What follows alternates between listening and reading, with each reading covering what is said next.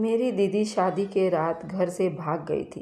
पापा ने उसका दहेज ऊपर वाले कमरे में छिपवा दिया था और उसे ताला लगाकर बोले, अगर किसी ने उस कमरे को खोला तो मेरा मरा हुआ मुंह देखेगा। तभी सब घर वाले डर गए और कई सालों तक कोई उसका पास नहीं गया।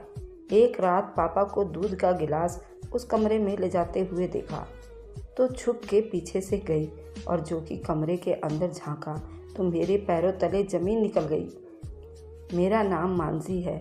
मैं इलाहाबाद में रहती हूँ। मेरी ज़िंदगी बड़ी अजीब तरीके से गुजरी थी क्योंकि मुझे किसी की हुई गलती का कर्ज चुकाना पड़ा। हम बहन भाई थे, 2 बहनें और फिर एक छोटा भाई। बड़ी बहन बहुत सुलझी हुई है और खूबसूरत थी और पापा की आंखों का तारा थी। मुझे भी अपनी बहन रिया से बड़ी मोहब्बत थी, इसलिए उसके जैसा बनना चाहती थी। अगर वह आटा गूंदती तो मैं भी जिद करती मुझे भी आटा गूंदना है। वह खाना पकाती तो और पापा के उसके खाने की तारीफ़ कर देते तो मुझे भी हर हाल में खाना पकाना होता। यही मेरी सबसे बड़ी गलती थी। पापा अक्सर रिया दीदी को कहा करते थे कि तुमको बहुत फूंक फूंक कर कदम रखना है क्योंकि तुम्हारे छोटे भाई बहन तुम्हारी नकल करते हैं। वैसे रिया दीदी तो कोई गलती कर ही नहीं सकती, लेकिन वक्त ने साबित कर दिया ये सब हमारा वहम था। दीदी भी तो इंसान थी और इंसान की फितरत गलत और सही दोनों शामिल होता है। जैसा कि मैंने पहले बताया कि मेरी बहन बहुत ज़्यादा खूबसूरत थी। जैसे ही उसने अपनी ग्रेजुएशन पूरी कर ली तो उसके हर तरफ से रिश्ते आने लगे। ऐसा लगता था कि रिश्तेदारों में होड़ लगी हुई है कि उसको हम ही अपने घर की बहू बनाएंगे और वह लोग बेफजूल में ही वो हमारे घर के चक्कर काटने लगे थे। पापा ने सोचा कि अगर एक घर में मैंने अपनी बेटी दे दी तो दूसरे घर वाले बिना वजह मुझसे नाराज़ हो जाएंगे। इसलिए पापा ने फैसला किया कि जहाँ कोई रिश्तेदारी ना हो, दूर दूर तक वहाँ पर मेरी दीदी की शादी करेंगे। तब शायद मेरे पापा को इस बात का अंदाज़ा नहीं था वह कितनी बड़ी गलती करने जा रहे हैं।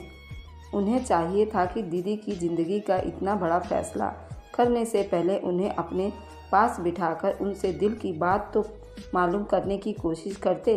उनके सर पर हाथ रखकर एक बार तो पूछ लेने की, बेटी तुमने भी तो कुछ अपने भविष्य के बारे में सोचा होगा।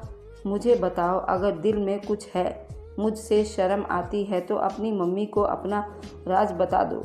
मगर पापा ने इस मामले में घर के किसी भी सदस्य की मर्जी जानने की रत्ती भर भी कोशिश नहीं की थी। उन्होंने बाहर से ही बाहर किसी से बातचीत करके दीदी का रिश्ता तय कर लिया था और बात मर्दों के बीच में शादी का रिश्ता पक्का हुआ था। एक दिन पापा ने मम्मी से आकर कहा कि मैंने रिया का रिश्ता पक्का कर दिया है। वह बहुत अच्छे लोग हैं, खाते पीते हैं, अमीर घर के हैं, हमारी बच्ची को खुश रखेंगे। मम्मी बिल्कुल चुप रह गई थी।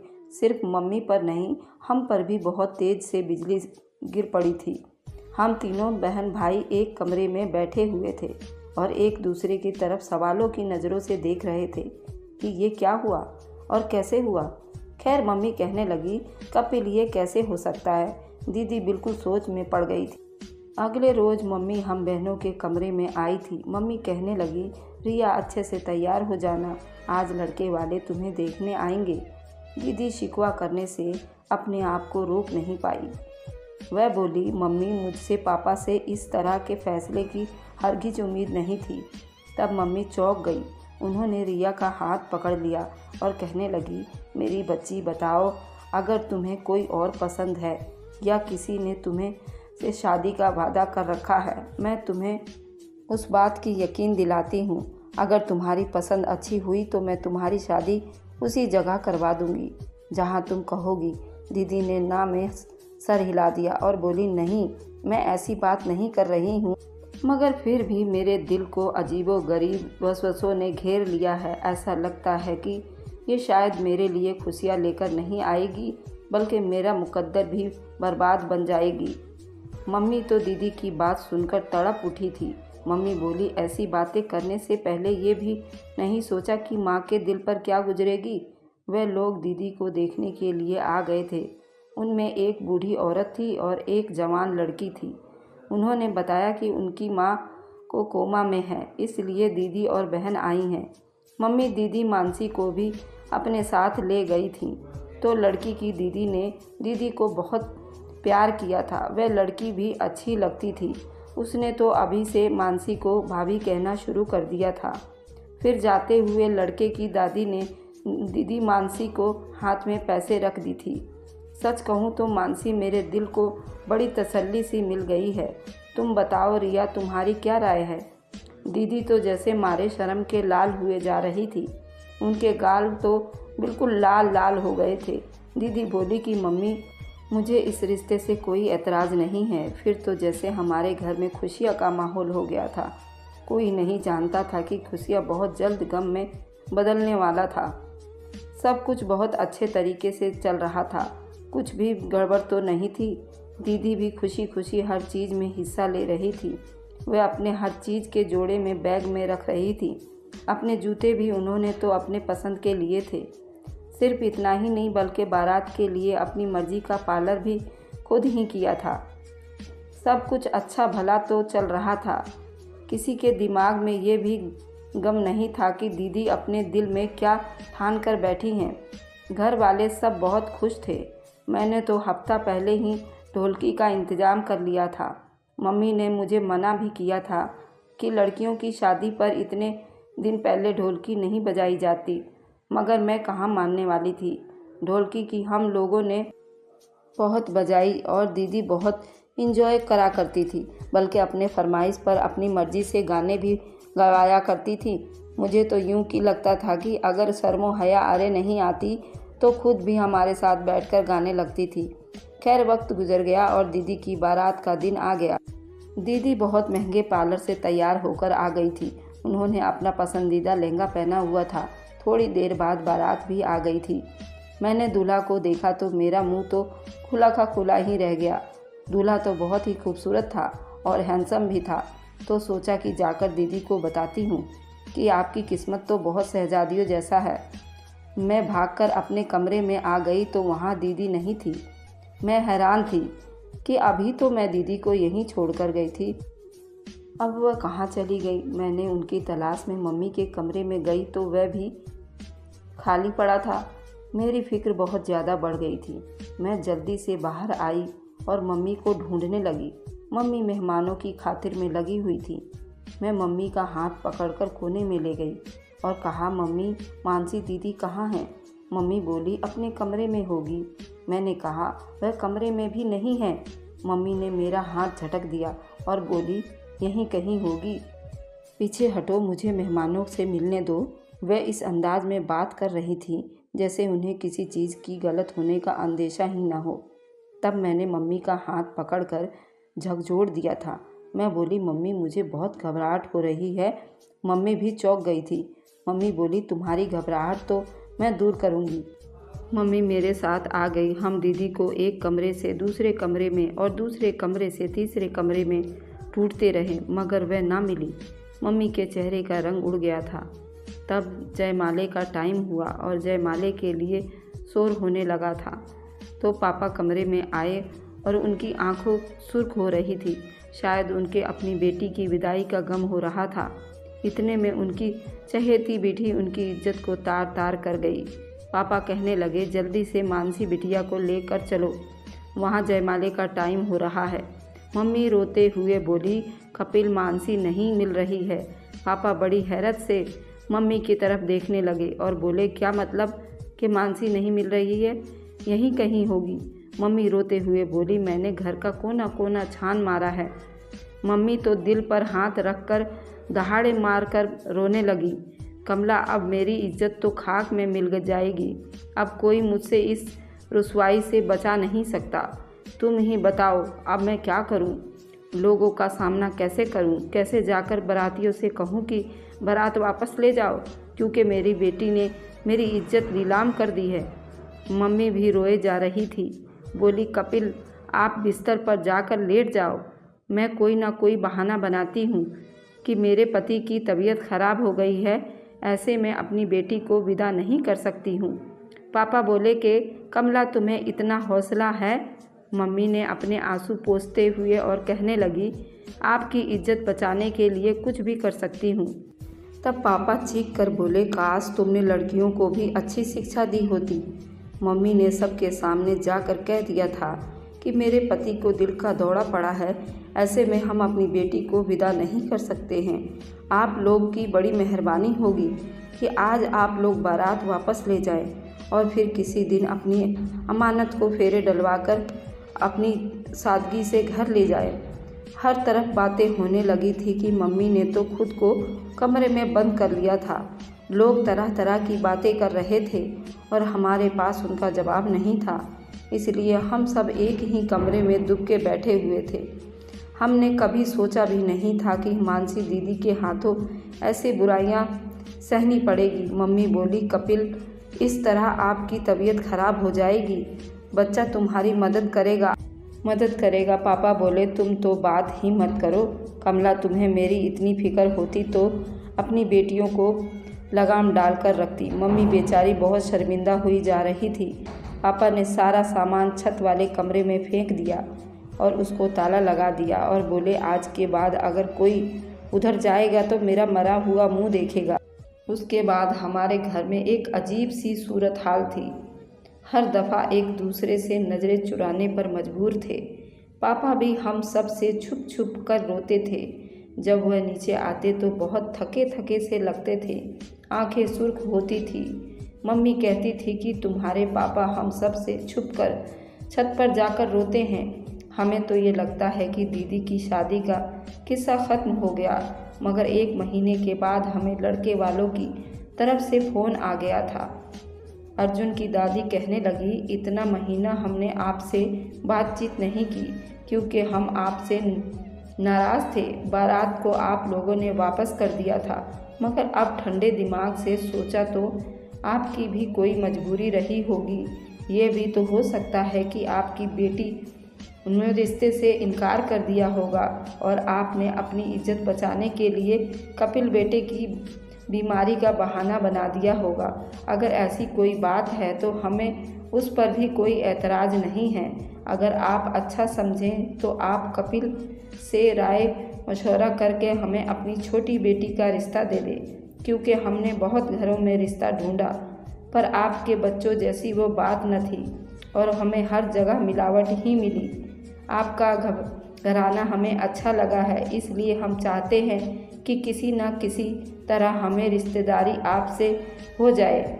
मम्मी कहने लगी, ठीक है, मैं कपिल से राय मशवरा करके बताऊंगी। मम्मी ने अपना फ़ोन बंद कर दिया और मुझसे बोलने लगी, रिया, तुम कहो तो रिश्ता मंजूर है। मैंने अपने कंधे उचक दिए और कहा कि दीदी के जाने के बाद पापा ने जिस तरह से मेरा जीना हराम कर रखा है, मुझे नफ़रत निगाहों से देखते हैं। मैं चाहती हूँ कि दिन से रात ना हो और मैं यहाँ से चली जाऊँ और दोबारा यहाँ पर वापस लौट कर ना आऊँ। मम्मी मेरे गले में अपना हाथ डालकर रोने लगी, बोली, बेटी, हमारे नसीब है ऐसे ही किसी की सज़ा हमें मिलती है। तुम्हारी माँ के साथ भी ऐसा ही हुआ था और तुम्हारे साथ भी ऐसा ही हो रहा है। मैं चाहती हूँ कि तुम्हारी तकदीर बदल जाए, मगर मैं क्या करूँ? मैं तो खुद मजबूर हूँ, हमारे हाथ बंधे हुए हैं। मम्मी इस कदर टूटी हुई थी कि मुझे ही उनकी हिम्मत बनना पड़ी। मम्मी से बोली, मम्मी आप नाराज़ मत हो, सब भगवान पर छोड़ दो, अच्छा करेगा।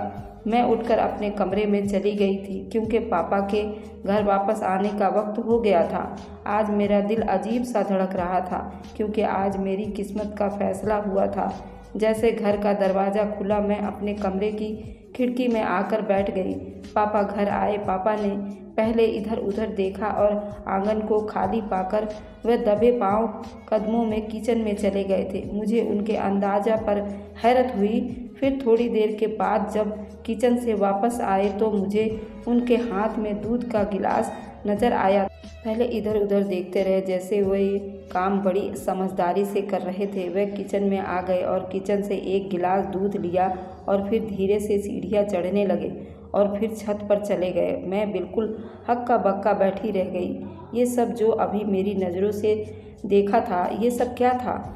ये बिल्कुल आम सी बात थी, मगर पापा के खुफिया अंदाज ने उसे खास बना दिया था। मुझे फिर उस बात की भी फिक्र हुई कि मम्मी पापा के आने के बाद कमरे से बाहर क्यों नहीं निकली थी, क्योंकि अब वह जब काम से वापस आया करते थे तो मम्मी सब कुछ छोड़कर पापा के पास आ जाया करती थी। उसने खाने का पूछती थी और फिर ताज़ा रोटियां बनाकर देती थी। मैं दबे कदमों से मम्मी के कमरे में गई तो पता चला कि वह तो सो रही हैं। खैर पापा आधा घंटे के बाद छत से उतर आए थे। उनकी हालात अजीब सी हो रही थी। मैं ये सब अपने कमरे की खिड़की से देख रही थी। मम्मी ने पापा को बताया कि आज उन्हीं लड़के वालों का फ़ोन आया था और वे अब हमारी छोटी बेटी का हाथ मांग रहे हैं। वे कहने लगे, अगर आप हमें अपनी बड़ी बेटी का रिश्ता नहीं दे सकते तो हमें अपनी छोटी बेटी का रिश्ता दे दें। पापा ने उसी वक्त खाना उठाकर फेंक दिया और गुस्से से दहाड़े मार कर बोले, उनसे कहना था कि मेरी बेटी के नसीब में अभी इतने बुरे दिन नहीं आए हैं। तुम जैसे बेगैरत लोगों को रिश्ता दे दें। जहाँ मैं चौकी थी वहाँ मम्मी भी दंग रह गई थी। मम्मी बोली, कपिल आपकी इस बात का क्या मतलब है? क्या वह लोग अच्छे नहीं थे? पापा ने ना में सर हिला दिया और कहने लगे, आज के बाद उनका फ़ोन आए भी तो मत उठाना। तब मम्मी बड़े गुस्से से बोली, आपको तो अपनी अक्ल पर बड़ा यकीन था। आप तो कहते थे औरतें कम अक्ल होती हैं। आपसे इतनी बड़ी भूल कैसे हो गई?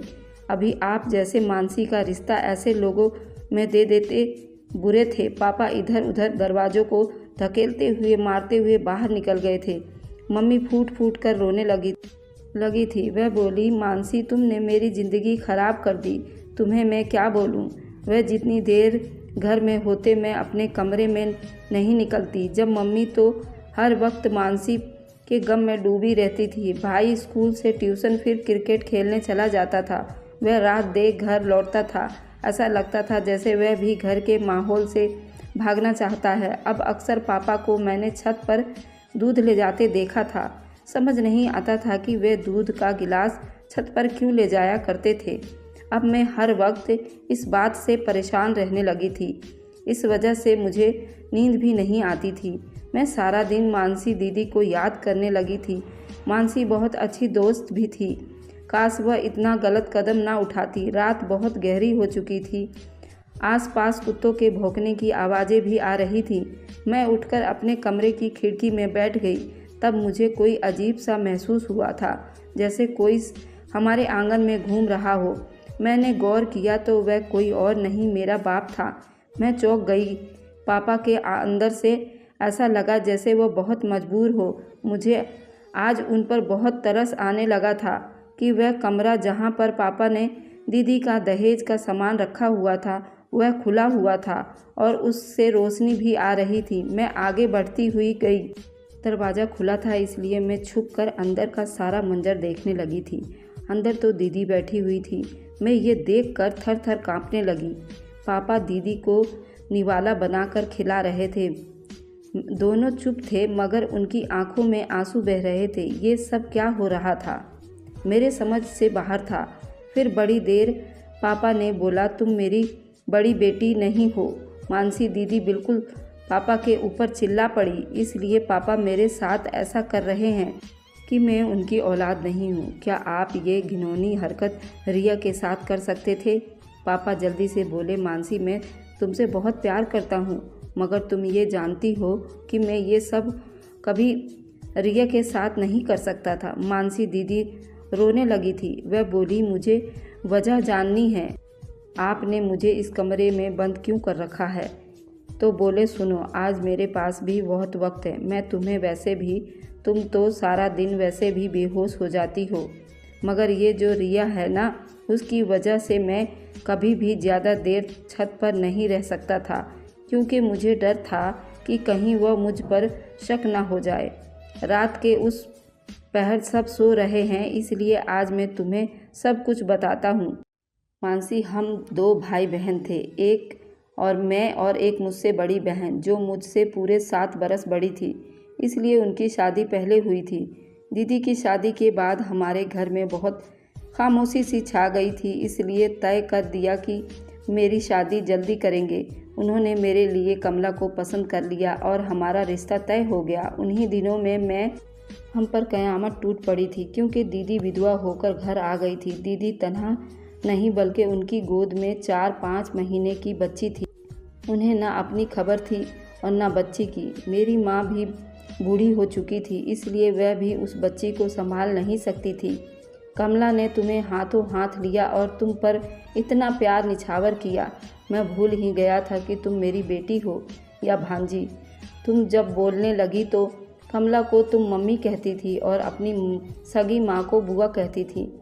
हालत कुछ संभरी तो तुम्हारी मम्मी का रिश्ता ढूंढने लगे थे। दीदी ने एक लड़के का नाम खुद ही ले लिया।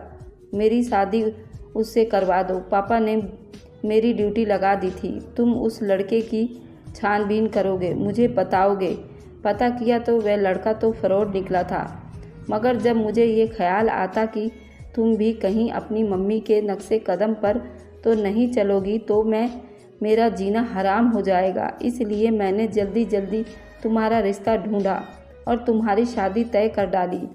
जब लड़के की माँ कोमा में थी, लेकिन दादी और बहन तो मौजूद थी ना, तो मैंने सोचा चलो कोई बात नहीं, ये शादी जल्दी हो जाएगी। पता है फिर क्या हुआ? जिस दिन तुम्हारी बारात में लड़के की मम्मी ठीक होकर बारात में आ गई थी, और तुम जानती हो कि वह कौन थी। लड़के की माँ मेरी दीदी और तुम्हारी असली माँ थी, यानी वह लड़का असल में तुम्हारा भाई था। मैं ये सब देखकर बहुत परेशान हो गया, इसलिए तुमसे कहा कि छत पर जाओ, मेरी बात सुनो। और फिर मैंने तुम्हें छत वाले कमरे में बंद कर दिया। मैंने सोचा था कि सुबह तक कमला को सारी सच्चाई बता दूंगा, और फिर ख्याल आया कि मैंने तुम्हारी माँ की शादी नहीं होने दी थी और वह घर छोड़कर भाग गई थी। अब तुम्हारी शादी भी नहीं हो सकती थी। मुझे डर था कहीं तुम भी अपनी माँ की तरह घर से भाग गई, तो इसलिए मैंने तुम्हें यहाँ पर बंद रखा। मत समझना कि अपनी बहन की बेटी को कैद करके मैंने अपनी औलाद से प्यार करता हूँ। जिस दिन से तुम्हें मैंने कैद कर रखा है, रिया से भी मैंने बात करना छोड़ दिया है। उस पर भी मैं बहुत सख्ती से दिखाता हूँ। मानसी दीदी जैसे एकदम से होश में आ गई थी। वह बोली, अगर अब मैं घर से भाग जाती तो मैं आपकी इज्जत खाक में मिल जाती, मगर अपने मुझे यहाँ बंद करके भी अपनी इज्जत को खाक में मिला दी है। लोग तो यही बातें करते होंगे कि मानसी घर से भाग गई है, तभी तो बारात वापस लौट गई है। अभी वह दोनों बातें कर ही रहे थे कि मंदिर में आरती की घंटी बजने लगी थी और पापा बोले, मानसी बेटा मुझे माफ़ कर देना, अब मैं जा रहा हूँ। हो सकता है कि किसी की आँख खुल जाए। मैं जल्दी से आगे बढ़ी और बोली, अब मैं और जुल्म अपनी दीदी पर होने नहीं दूंगी। उसकी मम्मी ने जो गलती की उसकी सज़ा अपनी दीदी को मिलने नहीं दूंगी। भगवान सबको उसकी गलती का सज़ा देते हैं, तो आप उसको खुद से सज़ा क्यों दे रहे हैं? आपने ये सब क्यों किया दीदी के साथ? पापा ने मेरी बातें सुनकर बिल्कुल बौखला गए थे, इसलिए वह जल्दी से नीचे चले गए। मैं दीदी का हाथ पकड़कर नीचे ले आई थी। पापा उस टाइम बहुत शर्मिंदा हुए थे। सुबह से निकले, रात घर आए वापस। फिर हम सब भाई बहन ने पापा पर अपनी अदालत लगा ली थी। मम्मी जज थी, पापा रो रो कर सबसे माफ़िया मांग रहे थे। दीदी ने ही पापा को माफ़ करने में सबसे पहल की थी। फिर हम सब ने भी पापा को माफ़ कर दिया था। सब कुछ ठीक हो गया था। पापा ने दीदी को इजाज़त दे दी थी कि वह अपने माँ से मिलने लगी थी। वह बहुत जल्दी ही उनकी एक बहुत अच्छी जगह शादी होने वाली है। हमें उम्मीद है कि मुश्किल वक्त कट गया है, आगे खुशियाँ ही खुशियाँ है। ये एक मोटिवेशनल कहानी है, लेकिन आप लोग ऐसा बिल्कुल ना करें। घर छोड़कर बिल्कुल ना भागें। आप अपने दिल की बात आप अपने माँ बाप को ज़रूर बताएं। हो सकता है आपके माँ बाप भी आपकी बात से सहमत हों। माँ बाप औलाद का हमेशा भला चाहते हैं। धन्यवाद दोस्तों। मेरी ये कहानी कैसी लगी? Like and subscribe. Bye bye.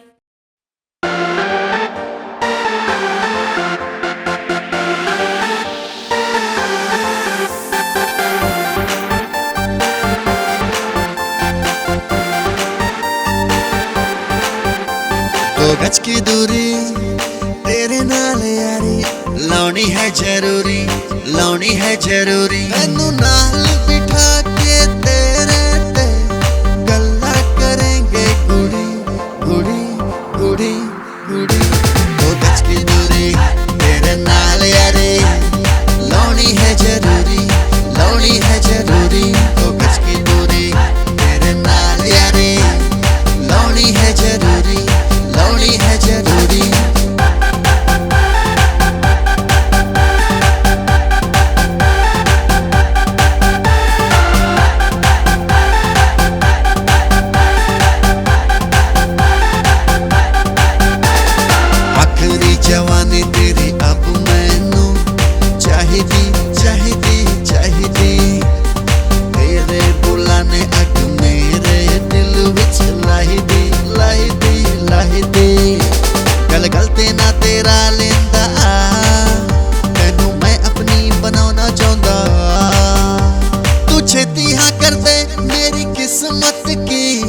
तार तेरे ते जुड़ी